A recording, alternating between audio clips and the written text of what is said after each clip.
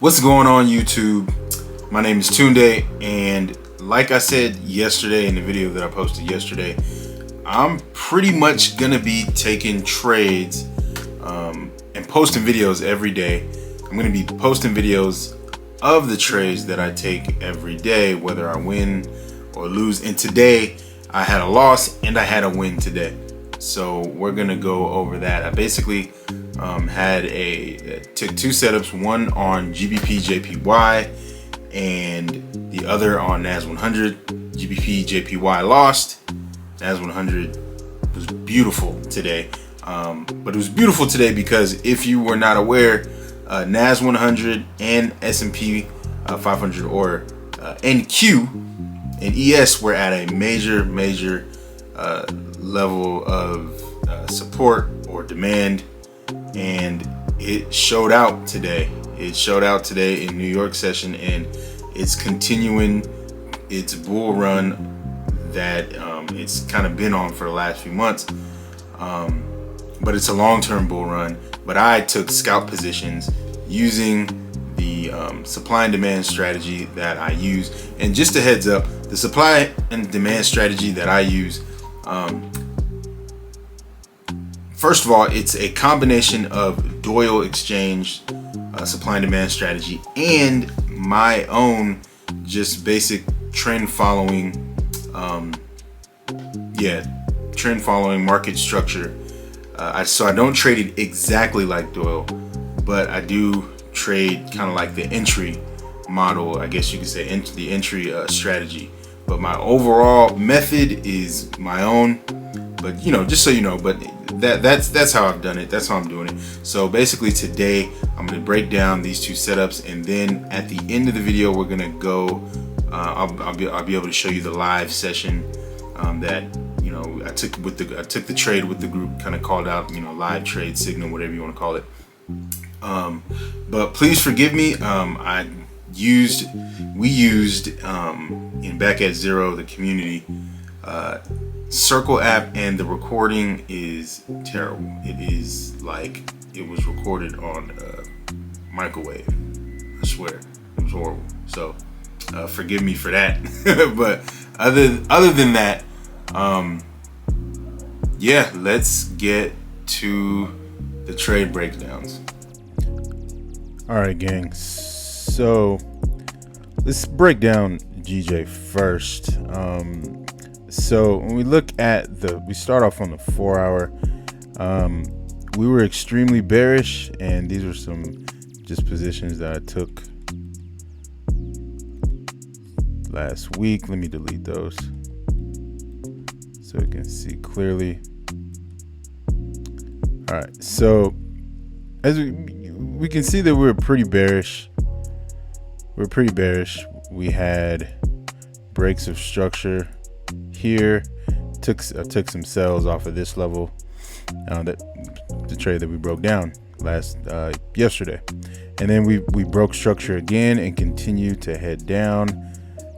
So when we got below these levels, I was looking to take sells once we retested these levels here.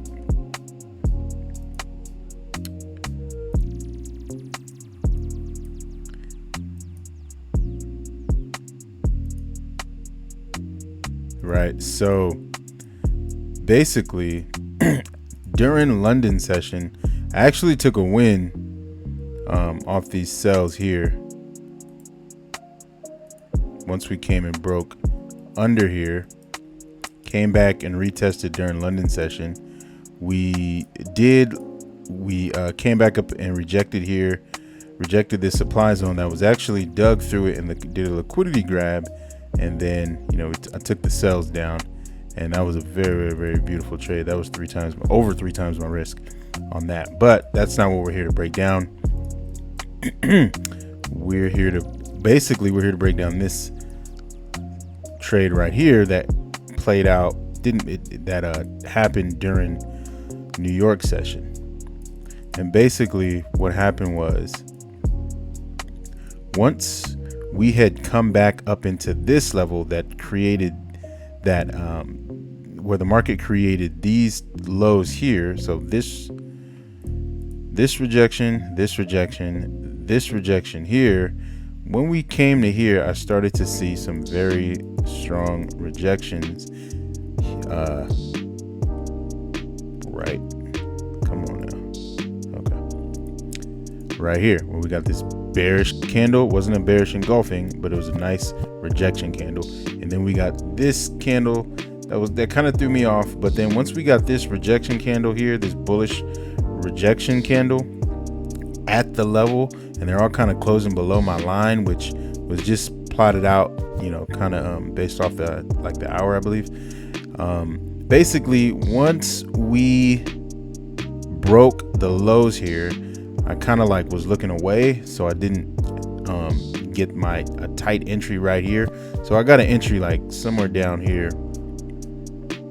Let me pull it up. Yeah, somewhere right around here. And I called it out to the group, wherever this signal is. Called it out to the group, and then once we closed with a nice big bearish engulfing, I said, all right, this is a good trade to hold on to, and we should head down. But we didn't, obviously. And basically what I believe happened is we rejected off of this area that we come back here, had some major rejection points that I just really just failed to notice. I wasn't paying attention to it, but this level here, right here, and right here is where we ended up rejecting from, if I'm not mistaken. Yeah. So it just ended up turning around. It didn't work out.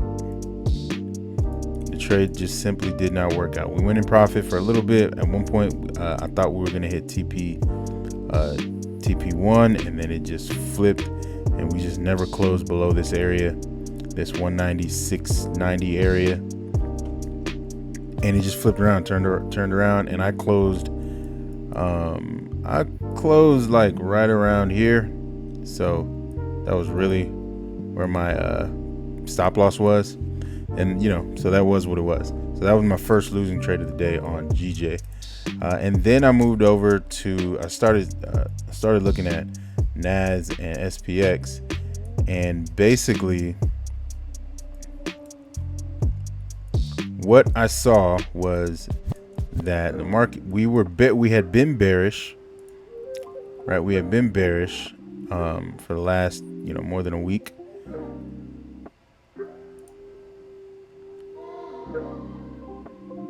Yeah, I mean, we just been barreling straight down, basically just barreling straight down, and we came into this major level, huge level here at 26.15. Let's call it 28. Let's call it 6. Yeah, that area right there, right around 26.15 general area. And I knew that was a big level. You knew that was a big level. You could see that it was a huge level from the 4 hour, taking a huge push down, and then when it broke through it, it began to have hesitation and another shot down, and then when we broke above it, came back up and shot the market all the way up to its all-time highs. So that is how you know a level is a huge level. So, and you can't ignore it. So I had to, as a scalper, I had to like slow down and take a long-term view, right? So basically, when we come down to the lower time frames, I started to look and say, all right, well, this little market structure right here, this break of structure right here, kind of, it says that we can sell once we get up here, and there was a sell that happened here, right? But I was like, man, you know what? I don't want to be throwing boulders into the ground thinking that they're going to bounce, right? I don't want to sell into a major demand, a major support, even though I could have. I just decided not to. I could have, and that was, a sell. I could have taken a sell right here, right there with this big bearish engulfing, or the break of the candle The break of the candle would have been a little aggressive for me, simply because it was a I usually will reserve this kind of basic break and retest setup. I'll enter those with candlestick confirmations like engulfings and things like that. Just basic break and retest. So I could have taken that sell, and it had it worked out. Generally speaking, it did work out, and it would have hit not quite a 2-to-1, but more than a 1-to-1. So it's not like it didn't work out, right? But I didn't want to take that setup.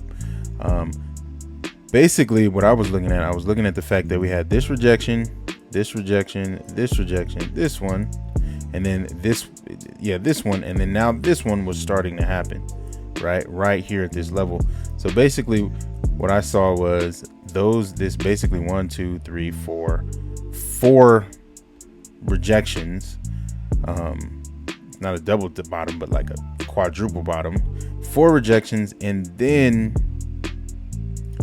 we had a break of structure to the upside. So once I got that, and then we pulled back, then I said, all right, we can look to take this setup here at this demand. I'll just delete that so you guys can see it.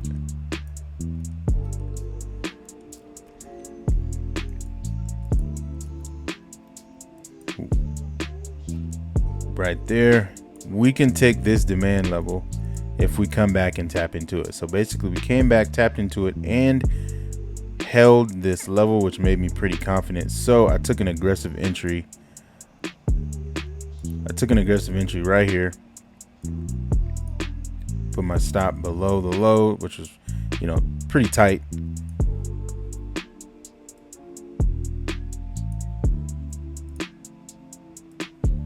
Yeah, it was below that low. So it was pretty tight, and basically aimed for a 2-to-1 and got it. I got a 2-to-1. Basically closed right when we started rejecting this area right here. These rejection points, made me nervous. So I decided I was going to close here, and thankfully I did, because it came and shot right down. But it decided to just come in and reject deeper off of the demand, deeper into the demand level. But that was the second trade of the day. Actually, to be honest, I took 3, but I didn't take it with the community at all.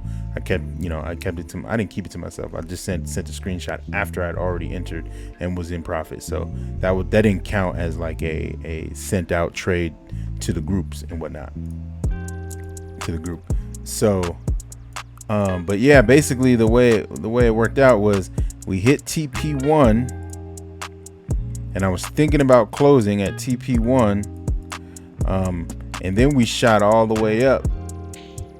Let me go down to like the lower time frame so you can get a better idea of how it happened. We consolidated here and thought we were going to hit stop loss, and then we shot up and hit TP1 and shot up past TP1, and I was like, all right, we're gonna hit TP2, and then we came right back down to break even. I was like, man, I should have closed. I should have closed, but I didn't really want to close. So then I just said, all right, you know what? If we break below here, then I'm gonna just take my loss. I'd already hit past TP1, and now I'm still holding it. Get my spoon. I'm hungry. Kind of feel like an idiot, but it is what it is.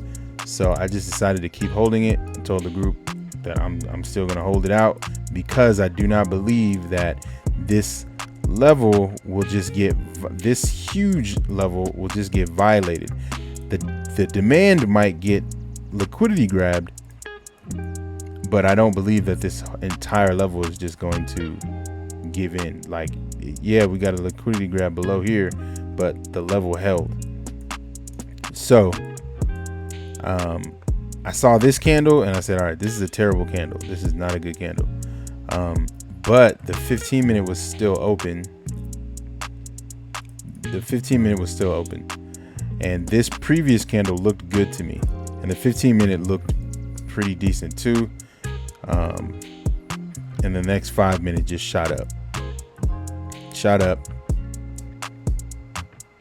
hit my second target all the way up in it, really here, all the way up in here. I actually closed there, and that was it. I closed right there, took 55 pips, and I was happy. Closed it. You know, the group took the trade. Some of the people took the trade in the group, not everybody, because they were not everybody took the second trade, because this took a long time. This happened about an hour and a half later. Wow, so I was on the session for a long time. I was on the session for 3 hours today, which is, I never do that. I'm usually on and off after the first trade, but something told me, I knew that this level here was going to hold, because it's such a major level. So that was that. And then the last trade that I ended up taking was just this setup again. This is self-explanatory. I took this setup and I just took a 1-to-1, even though I kind of believed that we would pull up into here and get a 2-to-1. I just took a 1-to-1 right at about the same area, and that was it. And we continued to pull up. And now we're at this major level here. At this major level right here, we had a reaction. So we'll see what happens tomorrow. I'm anticipating, to be honest, maybe a pullback down into here, or a break up into here and then a pullback up in here. So we'll see what levels are respected tomorrow. Yeah, we'll see. So next, I'm just gonna play the recording of the live session, guys. So enjoy that, guys. Please like and subscribe if you're enjoying the videos, if you're enjoying the content, the value that I'm providing. I'm going to be dropping a video pretty much every single day, and just going over my trades and my progress in my challenge accounts for futures and forex. So I'm trading both at the same time. So yeah, guys, appreciate you guys, and we'll see you guys tomorrow. And we'll see what happens tomorrow, whether we catch a dub or not. We might take another L tomorrow, but so far it's a good week. I lost 1%, or excuse me, not 1%. I lost 1 R and I gained 2 R. So I'm happy about that. But guys, we'll see you guys tomorrow. Remember to like and subscribe. Peace.